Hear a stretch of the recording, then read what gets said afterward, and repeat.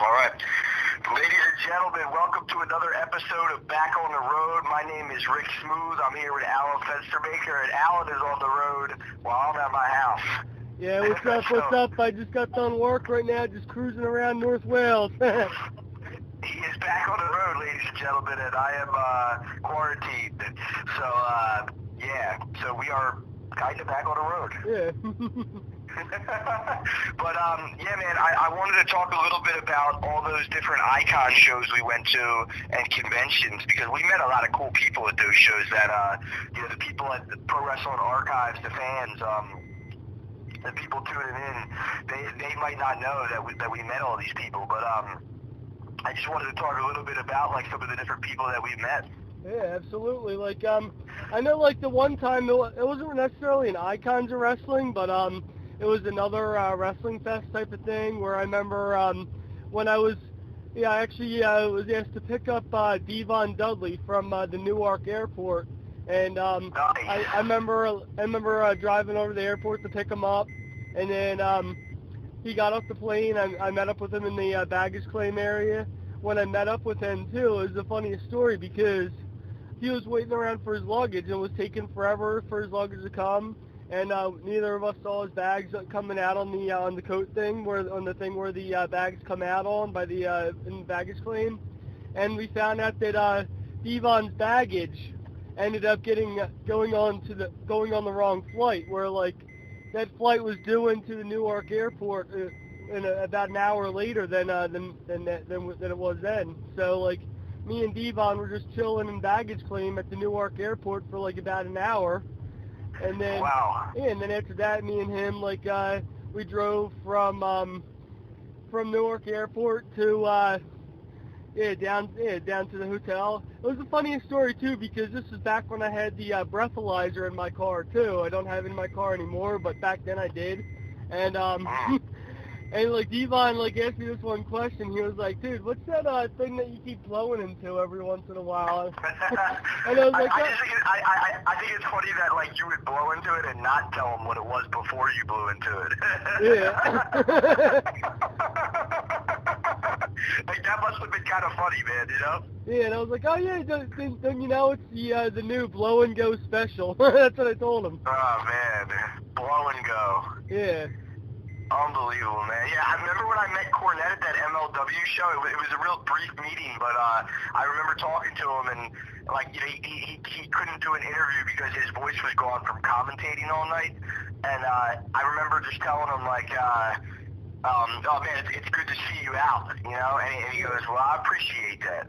Yeah. And actually, like also too, like I remember, back in October this year, actually October last year, I was working in Trenton at the Cure Insurance Arena as a loader for it was a televised WWE show, but it was a house show where it's only for people that were in attendance. And I remember like I was standing around in the dock waiting for stuff to load up in the truck, and I saw Becky Lynch walking from the back where the wrestlers get changed at.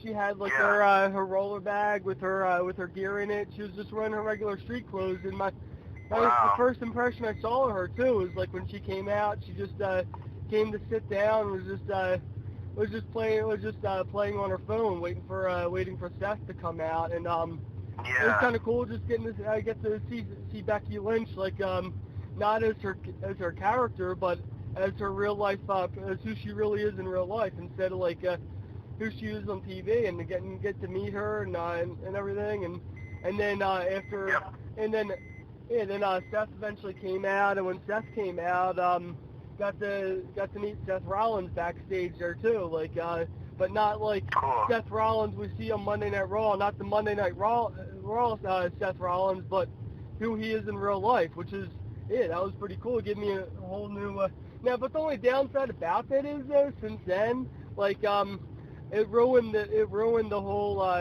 his character thing for me, because I got to know who he is in real life. So whenever I see him and Becky on TV in their gimmicks, I think about them as who I saw backstage then at the I got you. And then which also pretty cool too, that same night, like I saw I saw Bray Wyatt backstage too, like as he was like leaving, as he was getting ready to leave the arena after the show. Okay. Nice. So I got to meet. Yeah, I I got to meet three of them. So, I remember being at whatever that convention was in New Jersey. I forget what it was called. What was that called? Do you know? I forget exactly offhand what it was Yeah, called. it had some crazy name, but I forget what it was. I think it might have just been called WrestleCon or something like that. What was it? I don't know. Maybe that was what it was called. Maybe it wasn't. But I remember meeting Ricky the Dragon Steamboat there, and we had a brief talk. I mean, you know, he was telling me why he didn't want to do interviews, and he said that because if he does this one interview, then everybody's gonna, you know, be hitting him like to do more interviews. Like, so he doesn't do interviews with really anybody, and I don't really know if I've ever seen a shoot interview with him, to be honest with you. So I don't think he was bullshitting me, but he was pretty cool actually, like sitting there talking to him, and you know, I don't really recall much of what we talked about, but it was all just very basic, everyday kind of shit. And I remember Paul Roma, too, because Paul Roma was a couple tables down. And, you know, I'm a Power and Glory guy. Like, when they were a tag team, I was like, yo, this is my new favorite tag team, because I think Demolition was over by then, and they had Slick managing them, if I'm not mistaken. And so I've always been a Slick guy since way back, you know, Akeem the Dream and you know, the Gang, and Butch Reed, and all those guys that he managed, Kamala. So, yeah, meeting Paul Roma was a treat, man. I talked with him for probably about 5 minutes, and just like with Ricky Steamboat, it wasn't, I can't really recall much that we talked about. It was all basic shit. If I was more on my shit at that time, as far as like if I was thinking about questions like we were going to do an interview or something, I would have definitely asked him all about the Power and Glory run and the Young Stallions and, you know, his WCW run. Because, you know, Paul Roma gets a bad rep. Like, he gets a bad rep from guys like Triple H and a bad rep for his Horseman run. But Paul Roma had a good look, and he could high fly, and he was big enough to be, you know, in there with somebody. I mean, when I say big enough, I mean like he was built enough, you know, to be able to be in there with somebody like Hercules, who was like a freak of nature as far as his, you know, his physique. So. Yeah, like that, and also talking about icons again too. I still remember the first icons I went to back in December 2018. Like I went to the arena just as they were I got there just as they were closing up and everything, because I know I was up late night the night before setting up, and this is like the night before we got together with Team Philly and everything. I remember I got done work at the Kia Insurance Arena, and as I was on the train on my way back home from that, I remember seeing like Tim Embler post that they need people to help out, like setting up at Icon. So I just got off the train in Philly, went over to the arena late night, and was helping them set up and everything. And that's when I met the guys from Team Philly. And then, but the next day I got up late because I was up till like 4 in the morning setting up. So what I ended up doing is getting over there, and I ended up meeting Droz over there in real life. Wow. And like I know, like, I didn't really ask him for a shoot interview because I don't know, like, if anybody knows that his accent he had or anything. I wasn't sure if he really wanted to be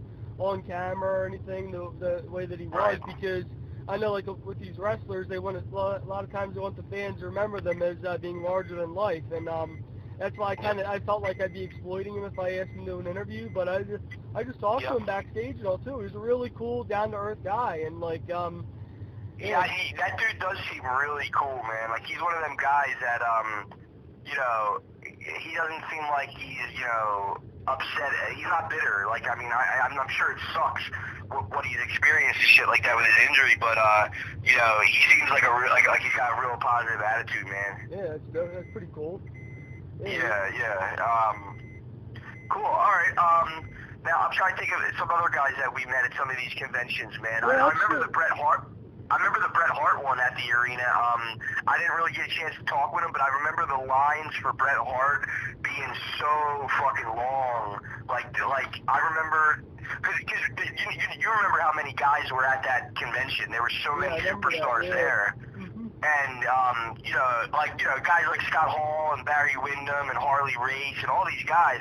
But then Bret Hart's line for his table was on a whole nother level. I didn't realize how much of a superstar that guy really is when it comes to fans. I mean, they were lining up down the fucking block to see that guy. Yeah, and actually, like, I remember, like, back in November when I had the opportunity to work WWE SmackDown as a production crew for that WWE SmackDown. I wasn't actually just a loader like I was at the last one I talked about. This one at SmackDown, I was actually production crew where I was building the whole the gorilla position, and I was building the whole area backstage where like the wrestlers come out from. And I remember like as I was grabbing stuff from the loading dock to build the gorilla position with, I saw Triple H walking through the loading dock area, and as I was back there, like Triple H and I passed by each other, and I said hi to him. I was like, hey, what's up? And I shook his hand, and he said, oh, good job, keep up the good work. And then it was kind of cool, like, because hey, as I was back there building the gorilla position, Triple H just kept going back and through there, and like he was telling us like what he thought about like what we were doing. And one thing I remember seeing too, which is pretty dope, like I saw the case that WWE keeps all of their championship belts in there too. So like I got to peek in there. I got to see the Universal title. I got to see the Intercontinental title, the tag titles. It's just pretty wild. Yeah. And also too, like I got to see Braun Strowman. Like I was standing right next to him too, and like he's a big dude because I'm about 6 foot tall. But when I was standing next to Braun, my head came up to his chest. That goes to show how big he is. When someone how tall do you think he was? Like you know, they always hype him up. They always hype people up a little taller than they are. You know. Let's just say I'm about 6 foot tall, and like my head came up to Braun Strowman's chest. So maybe like what, 6'10" or like 6'8" or like. Probably about that, yeah. Because you figure like I know, like I was actually looking up to him too. Like I kind of felt like I was Ian Short, like looking up to him. Gotcha. Yeah, but then also, like I remember, like back then, back when I was doing that too, like I got to see Michael Cole back there getting ready to go to do his thing as a commentator. He was wearing one of his goofy suits that he wears, and then John Laurinaitis, I saw him walking back there to gorilla position. I even like I almost didn't recognize her at first because she wasn't actually like dressed up like she normally is on TV. She was mainly just wearing like just like her backstage clothes. But I got to see Stephanie McMahon too. Wow.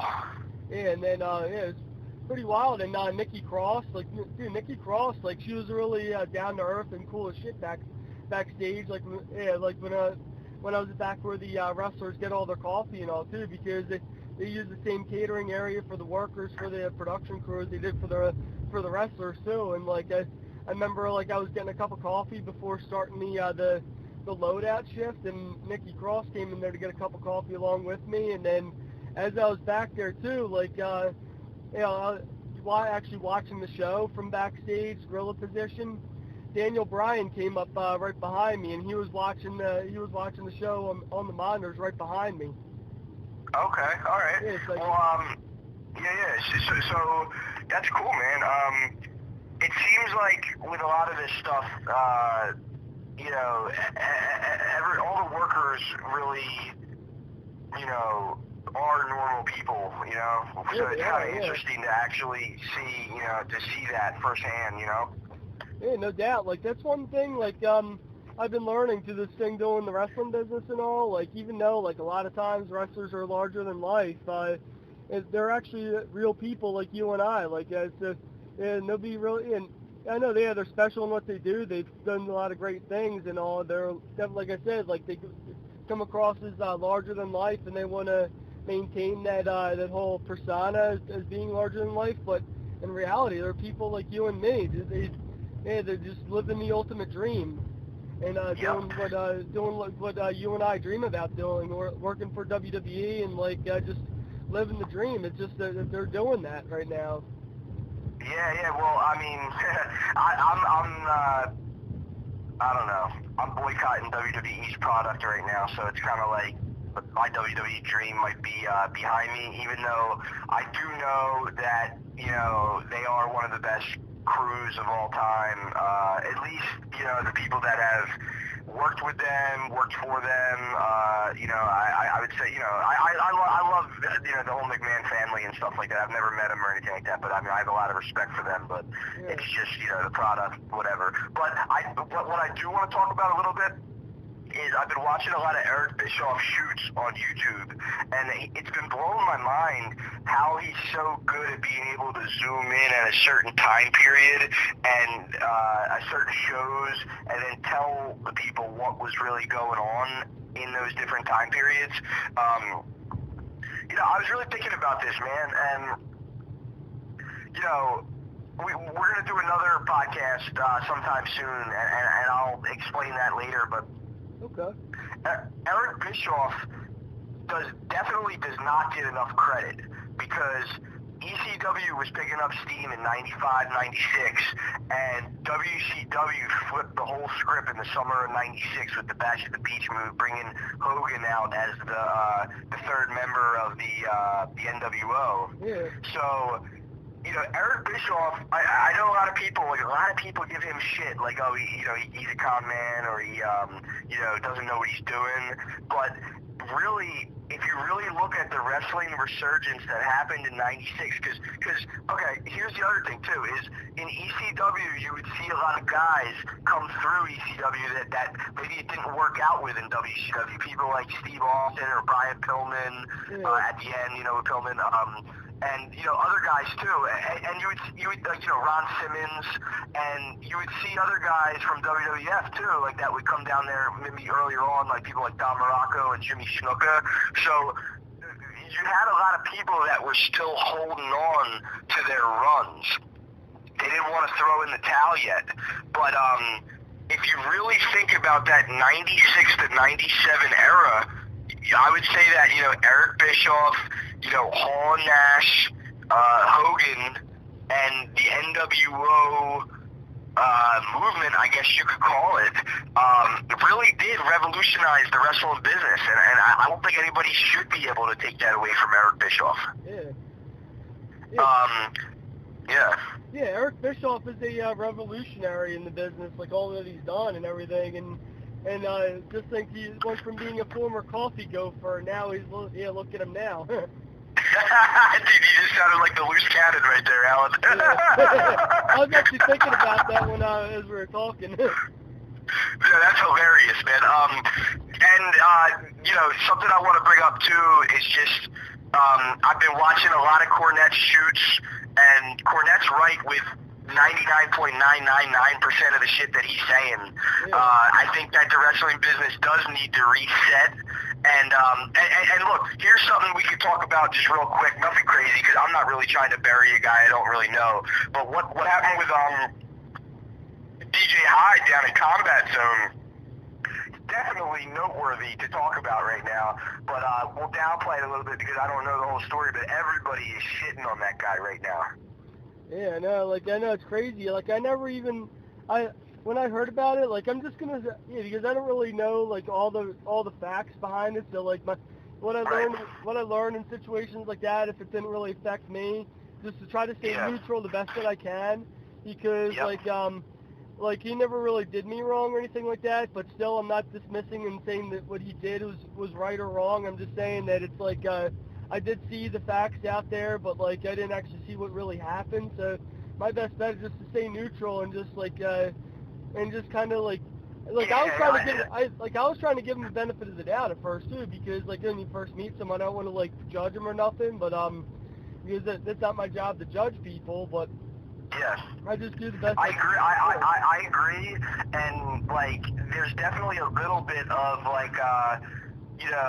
he might be caught in a different kind of time period with the way he might look at women's wrestling, because the women's revolution that's going on right now definitely does not have anything to do with a pornography site or some shit like that, or whatever he's being accused of, and it seems like the accusations are really starting to add up too. Yeah, and also too with women's wrestling and all, women, it downplays it because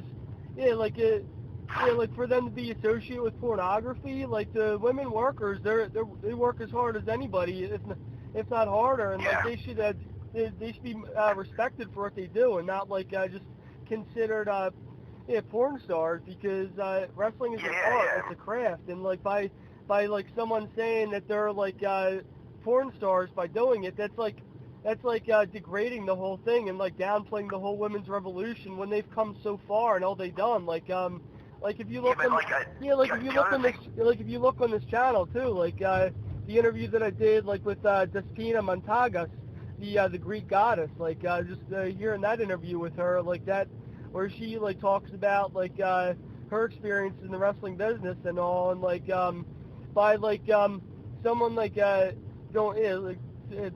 talking about like women wrestlers as being porn stars or whatnot, that's like degrading to them too, and like and women in general. Yeah, but Alan, I gotta stop you there. You be going off. What I gotta say though is these women are athletes, so you know that has nothing to do with pornography. Nothing. Yeah, no, it doesn't.